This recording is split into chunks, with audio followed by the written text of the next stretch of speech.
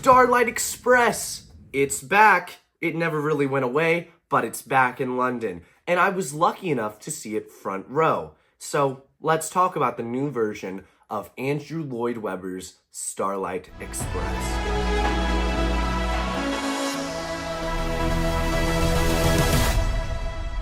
Hello everyone, Nate the Great here, back again for another video, and today we're going to be talking about the new revival of Starlight Express. Warning! This video does contain spoilers for Starlight Express, so if you don't want the show to be spoiled, then this is not the video for you. If you just want to skip around and miss the recap, then you can check the timestamps in the description, but there will be spoilers in other parts of the video.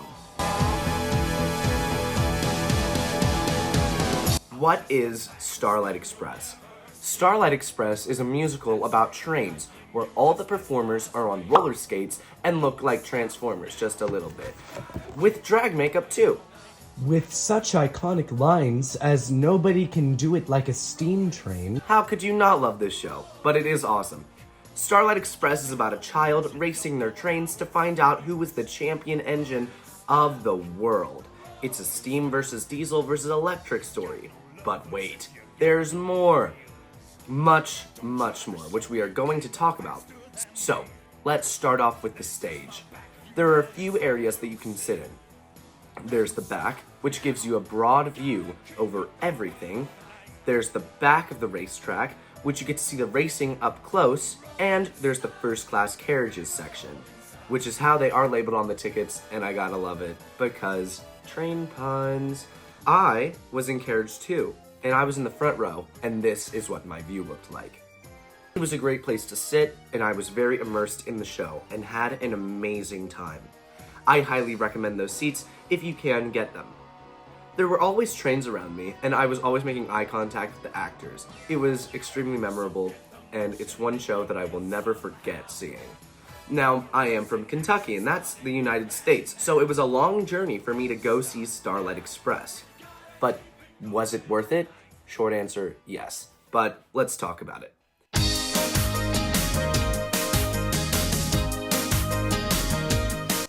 So, what's the story of the show? A kid is racing their trains. We are introduced to most of the trains in the entry of trains, including Greaseball, our main bad mean train. We are then introduced to Rusty, the Rusty steam train, who is used to shunt the coaches and trucks for the other trains, but wants to race. He thinks he'd beat all the other trains. A small steam train who shunts and wants a lot more? It reminds me of another popular train. But, oh well. In Crazy, we're introduced to the coaches. Dinah, the dining car, who's Greaseball's lover and is obsessed with her. There's Belle, the sleeping car, and Tassia, the quiet coach. After Rusty and the coaches sing about how crazy he is, Greaseball and the company taunt him. But Rusty stands up to Greaseball, telling them that he will be the champion. Call me Rusty if you dare. When you see me on the finishing line, when I take the place that's rightfully mine, call me Rusty if you dare. Control, the kid, sends Rusty to get the freight trucks. We are then introduced to Pearl, the first class coach. She is very adamant on not getting pulled or pushed around. She wants to be independent, which is a little weird because coaches need trains to pull them around. But she immediately gets harassed by Greaseball and her gang. She then meets Rusty, and they have a very fun and sweet moment in Whistle at Me. Pearl is looking for a steam engine. She thinks that she likes Rusty, but she isn't sure yet. We then get to one of the funniest songs in the show, Freight, where we meet the fuel trucks. Most importantly, Hydra, the hydrogen car, and Slick, the oil car. We also meet Porter, the coal car, and Lumber, the wood car. In AC/DC, we are introduced to Elektra, the electric train. Rusty then says he's going to race, and the other trains tell him he's stupid and won't win. Everyone starts to team up for the race. Pearl doesn't go with Rusty, but with Elektra, which is a little weird because Pearl earlier was like, Rusty, I'm not going to team up with you because I don't want to get pulled around. But then Elektra's like, hey Pearl, you're going to get chosen by me. And she's like, I'll think about it. Okay, I'm fine with that. It's just a little weird. So, in Heat 1, Greaseball and Electra get a place in the final. Rusty goes to Mama, who races in Heat 2 with Hydra, but only wins because the other trains crashed. Hydra was too heavy for her, but it leaves Mama too tired to race in the final. So Rusty takes her place. In Act 2, Greaseball takes Pearl instead of Dinah. In Wide Smile, Greaseball and Electra bribe Slick to take out Rusty in the final. So she spills oil on the track and lights it up when Rusty is over it. In Starlight Sequence, Rusty finds out that he is the Starlight Express, and that he can win the race if he tries. To give Rusty more strength in the rerun of the final, Hydra convinces Rusty to convert to run on hydrogen, so he can win the race, and win over Pearl, who wants to be a winner. In the race, Greaseball uncouples from Pearl and tries to chase after Electra after falling in last. Rusty helps out Pearl before going to win the race. Pearl has left, so Rusty leaves to go find her. Greaseball, Slick, and Electra sing One Rock and Roll Too Many, which is my personal favorite song of the show. Rusty finds Pearl and they sing I Do, which is the big love song. Greaseball apologizes to Dinah and they get back together. In the last song, The Light at the End of the Tunnel, Greaseball and Electra decide they will convert to steam, and then there's a big megamix, which you can find a million versions of that on YouTube. I will link one of them in the description. I'm on mine. See, you brought me all this way. Okay. So, now that's out of the way, let's talk about the changes. There were a lot of them, and there was some controversy about them. And some people are very upset. So, let's go over what all the changes were. But first, there were some random lyric changes here or there, but those were pretty minor, and I won't be going over every one of them because I don't remember all of them, and there aren't recordings of every song on YouTube. There are most, though, and I'll link a playlist in the description. They weren't good or bad, they were just different. The first big change is Control. Control is the name of the kid who plays with the trains. When I saw it, Arabella Stanton who was Matilda in the West End, was Control. I'm sorry if I mispronounced her name if you're watching this. There are a few Controls, but I won't talk about them because I didn't see them.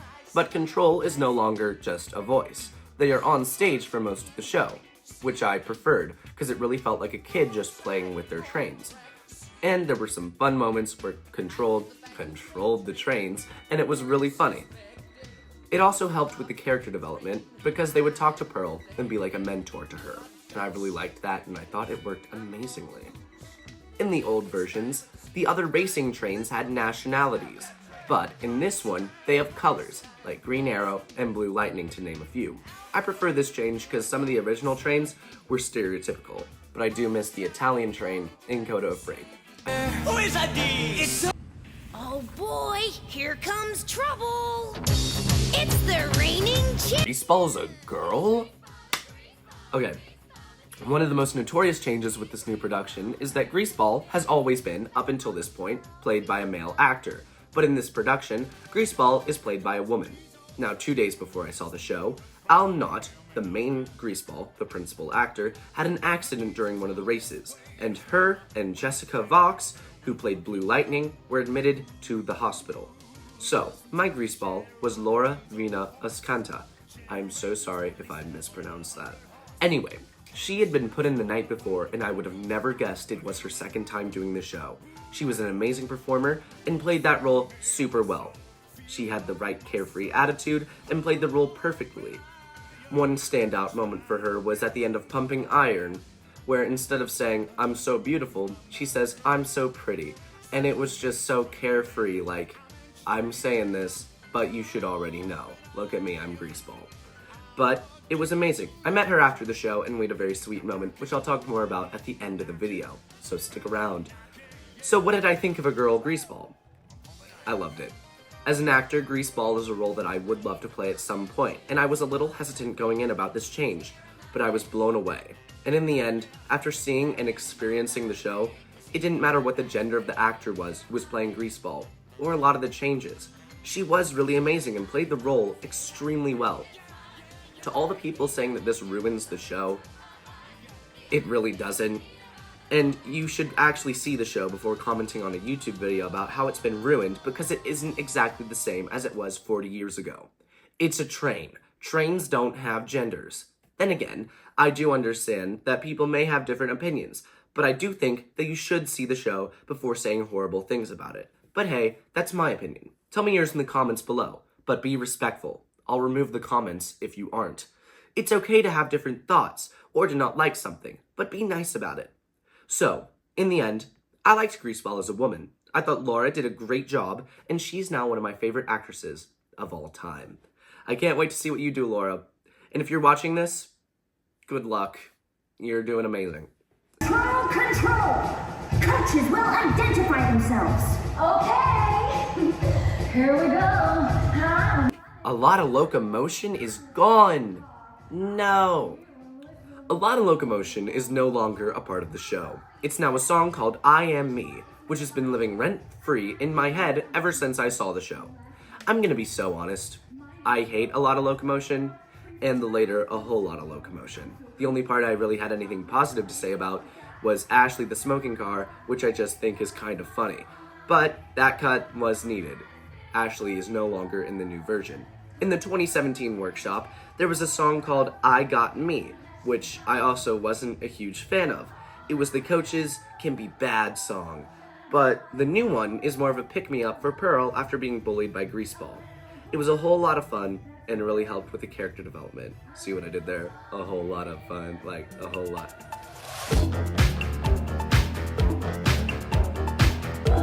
Whistle at Me has been changed a lot, from an 80s pop song to a love ballad. The song has been rewritten so many times, there's a version for everyone. In this new one, it's completely different than anything that we have seen before. There is no dream train, and it's just between Pearl and Rusty.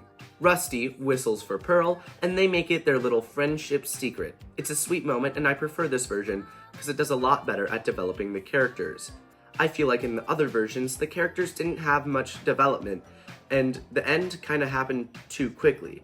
But this version did a great job at slow progression over the course of the story. Freight is still great. Most of Freight is pretty unchanged, mostly the beginning. The main differences is the new characters. There used to be the Rockies, Dustin the Hopper, who raced with Rusty in Race 3, Flat the brick truck, and CB the red caboose. There's Porter the coal truck, Lumber the wood truck, Slick the oil tanker, and Hydra the hydrogen tanker. Hydra is shunned by the other fuel cars, and they don't really like him. So now instead of just being railway rolling stock, they're all different fuel cars. Slick takes CB's role in this version, and even performs Wide Smile, formerly known as CB. Some of the lines were changed, like instead of out front, in back, CB, it's now still quick, still slick, you'll see. And I don't think I prefer Slick to CB. The caboose is just so iconic, and it's one of my favorite parts in the original production. Ask anyone to think of a red caboose. Something will come to mind. And I like the idea of the thing that is supposed to make the train safe, plotting against them, and being bribed to cause trouble. A troublesome truck, so to speak. I don't mind the absence of the other trucks because they really didn't add anything to the story. And I like the fuel idea because it's the show where the main conflict is steam versus diesel versus electric, so it builds on that nicely, like which power form is the best. However, I do think CB should have stayed with a similar role that he had in the 2017 workshop. By the way, when you hear me talk about that workshop, all of the songs were recorded, even though there were only 6 performances. They're on YouTube, so listen to those after the performance. They will be linked in the description. Slick does everything that CB did, even singing his song, but Porter and Timber are kind of her henchmen, paying the judges during the race, so that way they'll turn a blind eye to what Slick does to Rusty. I think CB could have stayed in, and Slick could have just been another henchman.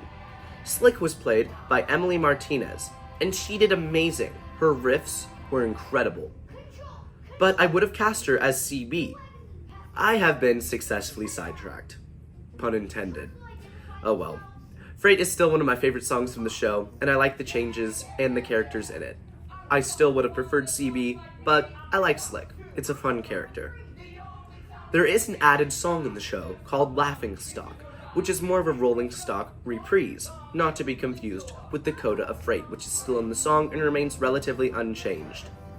Everyone tells Rusty that he should stick to the rolling stock or he will become a laughing stock. And that's all the changes in Act 1. Whoa, that is a lot. I promise, Act 2 is a lot shorter. So we're gonna skip over Wide Smile because it happens in the beginning of Act 2, and I just talked about it for a bit. So we're gonna go straight to Hydrogen, a brand new song. Hold up. There's still one more try. This is Hydra. In this song, Hydra convinces Rusty to convert to hydrogen so he will win the race. Hydra is treated as very mysterious in the show, and you're not really sure what his intentions are. The lighting in the song doubles this down of how you're not sure if he's the good guy or the bad guy. There's a really eerie tone to this number, where it's just 2 spotlights, smoke, and a green light. When Rusty is making his decision, it is dead silent, and the stage is black, except for those 2 spotlights. It's really cool. I like how Hydra does an evil laugh when Rusty runs off to get converted, and then there's a transition to the race. I really like it. It gives the show a bit of mystery. But it was a bit disappointing. There's this big build-up to Rusty's reveal, and nothing has changed costume-wise. He's just faster. It would have been really cool for some green elements to be added, just to emphasize the conversion. He wears a backpack that has a little smokestack in it, that produces smoke when he runs around at some points in the show.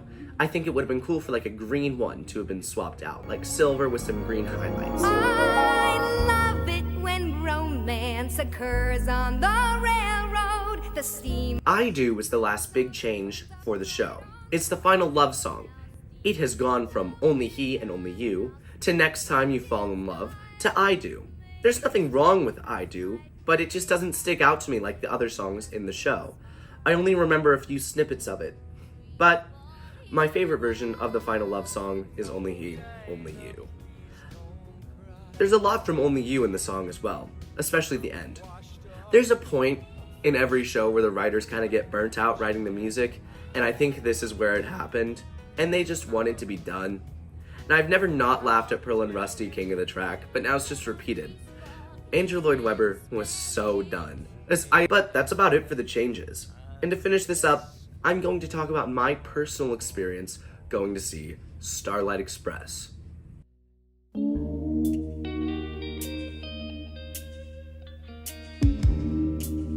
So, what was it like for me seeing the show? Well, it was pretty great. So let's talk about it. I'm gonna go in no particular order here. I just wrote down some things that I wanted to talk about. First of all, I'm a huge fan of the show. Like, I know every word to every song. It's one of the few shows that I know that with. So I was just having a great time in my seat. I was mouthing all the words with just a huge smile on my face, and I was having the best time. The cast noticed, and I was making eye contact with a lot of them. It might have been because I was front row, but it was still really fun.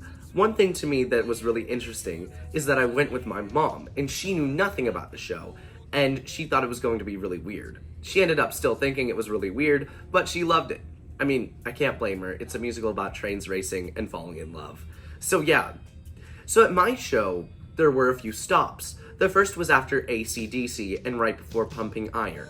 The ramp in the back was having some problems. It opens and closes, but it wasn't closing after AC/DC. So everyone went off stage and the stage manager came on. He addressed himself as the station master, which was really funny. I was so scared because I thought we'd all have to just go home. I was so worried. Like, I'd come all the way from Kentucky to see this show. But they just needed some time to fix that issue. And they started right back up. So, in the end, it was okay. This was a bit that I just thought was funny. When Pearl is introduced for the first time, Control says that they got a new coach for their birthday. I laughed because, well, I've gotten new coaches for my birthday before. And it just felt so real. There were many moments like that that really just felt like a kid was playing with their trains. Like, Control controls all the trains with their hands, and it's very funny. There were projections used in this show. I feel like that many schools or community theaters feel like projections can be the only set, but they shouldn't be. What this show did was they'd have projections that complemented the set. There were 2 screens in the back that would show different things above the ramps, and I I thought that that really helped. Like for Starlight Express, it was like a space theme, which there was a space vibe to the whole show. And, well, I didn't hate it. I didn't love it. I'm impartial about it. But during Uncoupled, the ramp in the back gets projections of Greaseball-themed graffiti. And it was just so funny to me. There was one that was a muscle that said pumping iron on it, and it really just stuck out. In the beginning, projections are used very well for the transitions into the train world. Overall, they're very cool, and good job to the team behind those. Another moment that stuck out to me was pumping iron. Greaseball is handed a flamethrower, but it looks like just a big yellow gun. So Greaseball just goes around in circles, spewing flames, and I could not stop laughing. Good job, Laura. So I knew the show, word for word. But Dinah, in this production, was so funny. There were jokes that I hadn't found funny before, but now I couldn't stop laughing. Eve Humphrey played Dinah, and was so amazing. The coaches, as a whole, were also just so amazing. Ashlyn Weeks as Belle was phenomenal. Her facial expressions stuck out more than anyone else in the show. You could always tell what Belle was thinking about. She always had an opinion about something. Renz Cardenas, I'm sorry if I mispronounced her name, as Tacita the Quiet Coach was also amazing. I met him after the show and he's really sweet. Kana Monasillo as Pearl was an amazing casting choice. Again, I'm so sorry if I mispronounced her name. She fits the role perfectly, and you could tell that she was just having so much fun on that stage. I met her after the show, and she probably thinks that I'm a little crazy. I was just a bit starstruck. If you're watching this, I'm so sorry, but thank you for talking to me about the show. It was really cool. There are a few more things that I want to talk about. First off, a small one, but the transition into One Rock and Roll Too Many is seamless. It is perfect, and it's a major pace change, and I wasn't sure how they were going to handle it, but they handled it perfectly. It's my favorite song in the show, so I was very excited when it happened. And it did not disappoint. It was funny, it was witty, I just had the best time. The oil drums in Freight are just so fun. The freight trucks would bang on them and jump, and it was like they were just having so much fun. You could see their faces and they were just laughing, and it was just genuine joy. And I hope more shows can be like that in the future. You can tell that they were just having the best time. In Hydrogen, there's a huge difference between Hydra and Rusty, and I think this stands for something. We have come a long way since steam trains. Back in the early 1800s, they were introduced for the first time, and now we've gone from diesel to electric, and now possibly hydrogen trains, and it's just cool to me. It was like the past looking into the future. It was really cool. One more change that I'd like to talk about is Rusty.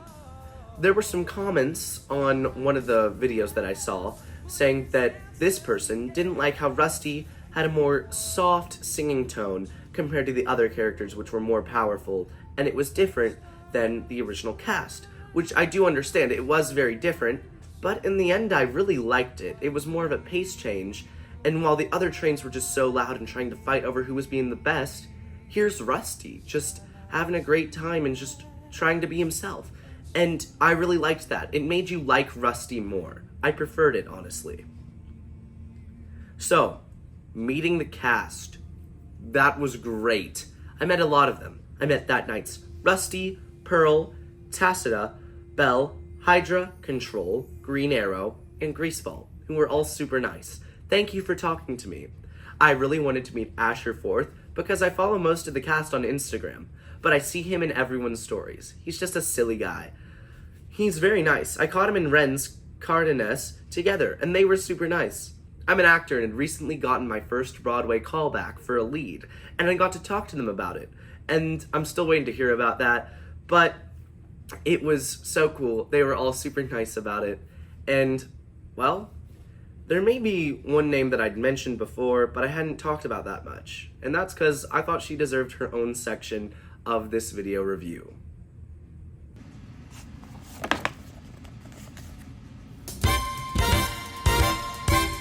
Laura Vina Ascanta is amazing. She played Greaseball, as I previously mentioned. She was constantly making eye contact with me and just was a perfect Greaseball. At the end of the megamix, the cast comes up to the circle right in front of the pits for the first class carriages, where I was sitting. And she was literally right in front of me. And she had this huge smile, and I did too, and I was just so happy. And it was just really sweet. And it was just so memorable. When I met her at the stage door, I was just so happy, and she was too. When I met the cast at the stage door, I wanted to meet everyone, but I mostly wanted to meet Asher and whoever played Greaseball. I didn't know her name because it was only posted on a piece of paper outside the entrance to the theater, and I didn't realize it. But when she stepped out, I was like, wait, I think that's Greaseball. And she was talking to someone else. But when she was done, she looked over at me and she just lit up. She said, "It's you!" And I was like, "It's you!" And she just gave me the biggest hug, and it was the sweetest moment, and we like talked for a while, and it was so memorable. She told me that it was only her second show playing Greaseball, and that my energy gave her energy, and it made her give on a great show, and it really meant a lot to me. She told me that she would never forget this, and I would be lying if I said there was a slight chance of me forgetting it either. I'm gonna remember this forever. Did I mention that it was her professional debut the night before? You're amazing if you're watching this, which you probably aren't, but you know. She is the sweetest, and if you ever get a chance to meet her, I highly recommend it. So, our journey has come to an end. We're at the terminus station, so to speak. This is one of the longest things I've ever written for a YouTube video. So, I hope you guys enjoyed it. And please, let me know if you'd love to see more theater videos. I've seen a ton of shows and I've been in a ton of shows, and I'd love to talk about my experiences. Good luck to everyone in the West End of Starlight Express, which just got extended to June very recently. And I think that if there's one thing that you should take away from the show, it's that nobody can do it like a steam train. And with that, I'm Nate, signing off. I'll see you in the next one.